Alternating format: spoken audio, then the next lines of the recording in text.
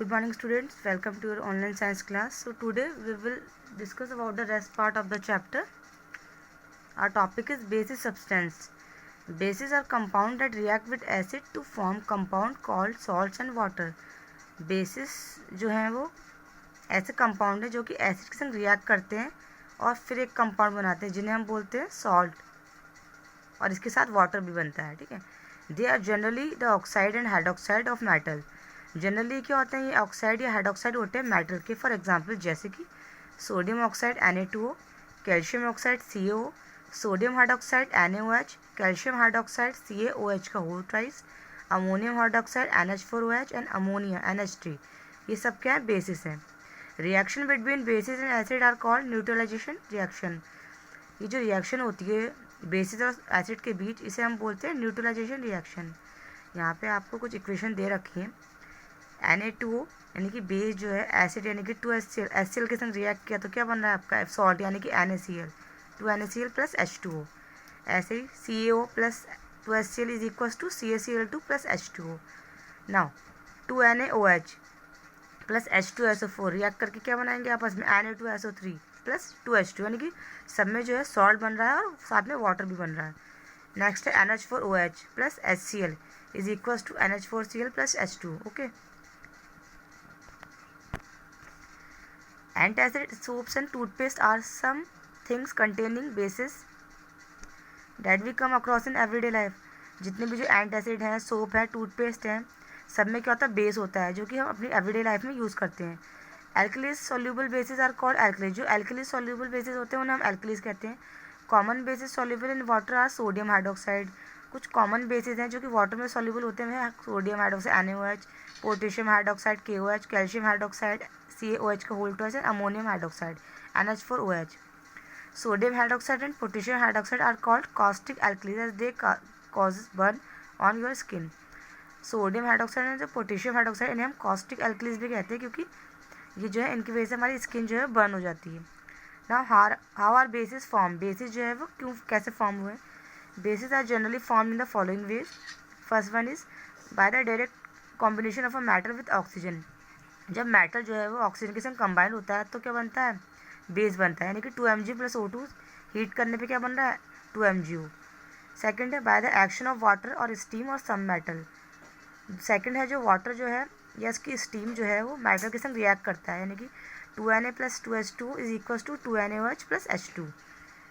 Mg plus H2 is equal to MgO plus H2. ठीक है, heat की presence में हो रहा है. यहाँ पे फर्स्ट इक्वेशन में भी कोल्ड में हुआ है. Third is by the action of heat on some metal carbonates. जब हीट की प्रेजेंस में जब मेटल जो है वो जब मेटल कार्बोनेट जब हीट के संग रिएक्शन करता है तब, यानी कि COCO3 इज इक्वल टू क्या बना, CO plus CO2. Now here is general behaviour of the basis substance. Basis substance have the following general behaviour. First one is the generally test bitter.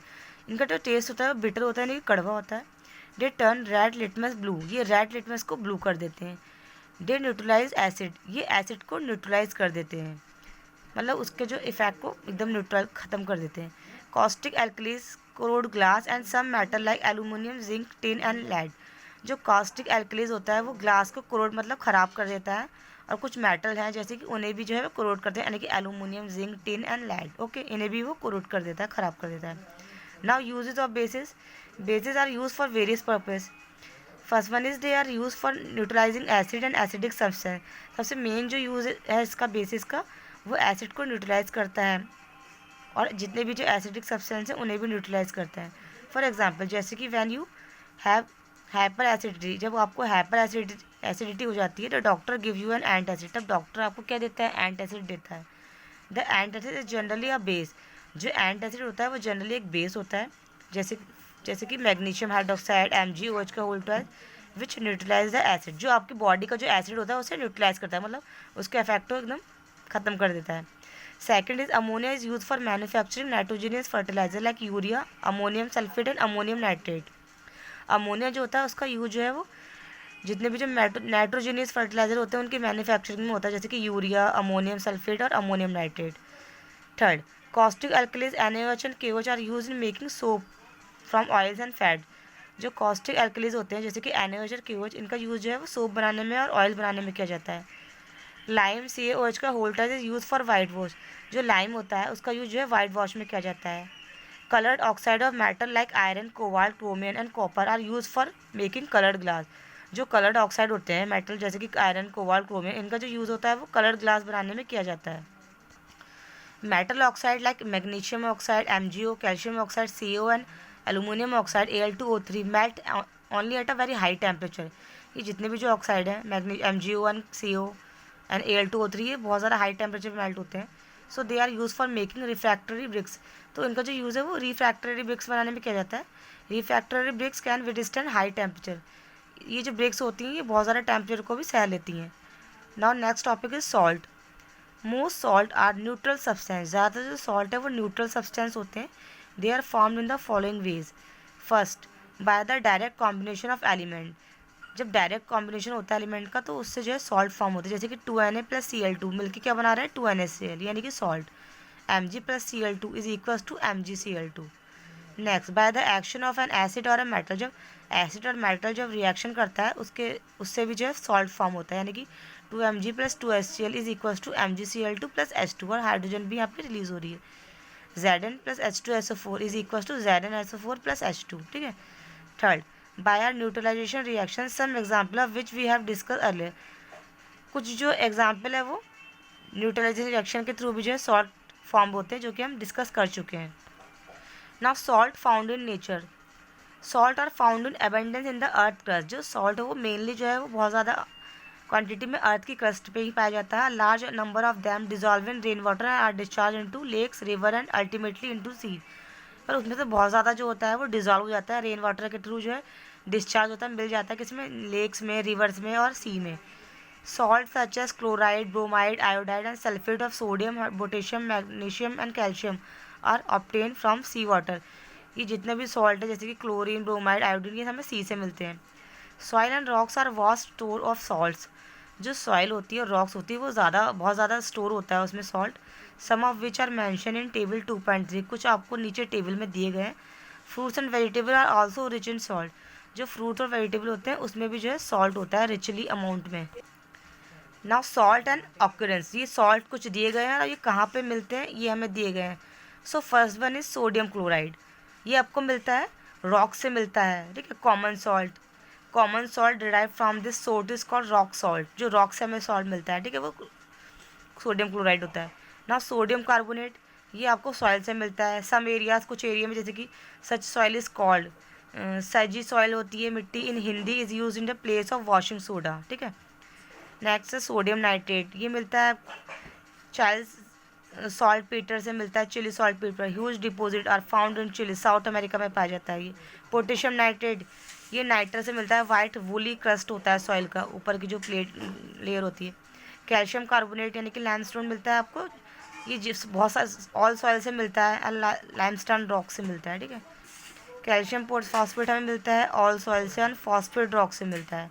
Metal silicate हमें मिलता है all soil and mica and china clay से। ठीक है। Now here are some uses of salt. Salts are use for various purpose. The common uses are mention in table 2.4। Salt, sodium chloride का use होता है as a flavouring agent. Food में flavour के लिए use होता है इसका। Hydrochloric acid के मैन्युफैक्चरिंग में होता है। सोडियम आयोडेट का यूज़ होता है a supplement of common salt. Common salt के सप्लीमेंट की तरह होता है। फूड में होता है। ये एक डिजीज़ होता है गोइटर, जिससे हमें ये प्रिवेंट करता है। जो हमारी जो नेक है उसमें स्वेलिंग हो जाती है। सोडियम कार्बोनेट इसका जो वॉशिंग सोडा और ग्लास बनाने में होता है।